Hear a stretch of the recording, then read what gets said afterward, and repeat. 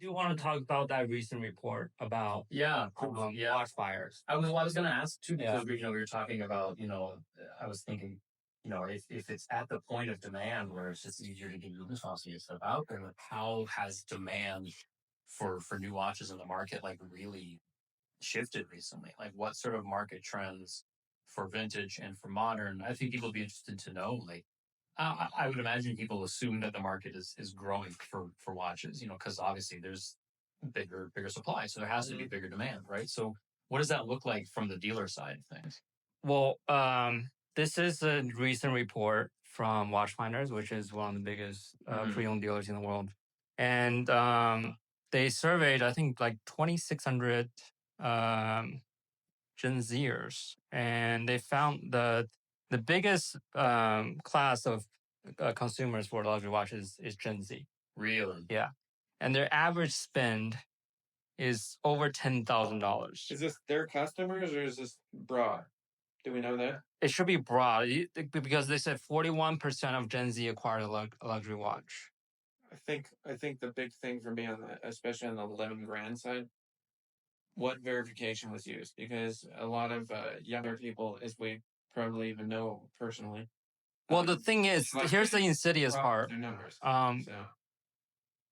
A lot of Gen Zers are taking on debt to buy the watches. So then it's just a status surprise.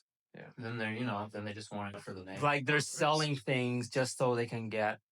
They might not have a nice place to live, a car to drive, but they have a nice watch. So you think it's a status symbol? Yeah. It feels like the real estate bubble, where they're taking on debt to buy. Yeah.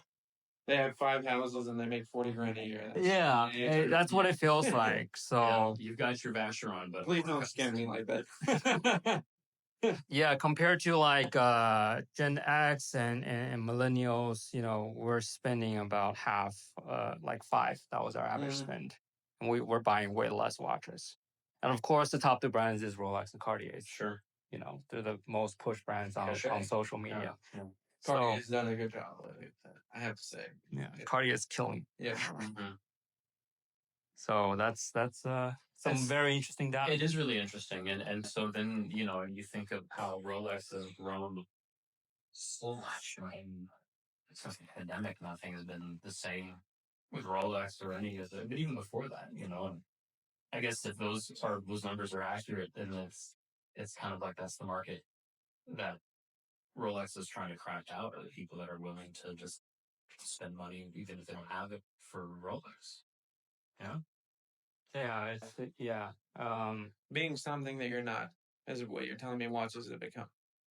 Yeah. It's straight from the cringy, the original path. Sure. And now it's more about status, and it's no more than like a Gucci belt, right? But it's just $10,000 on Canal Street for $20.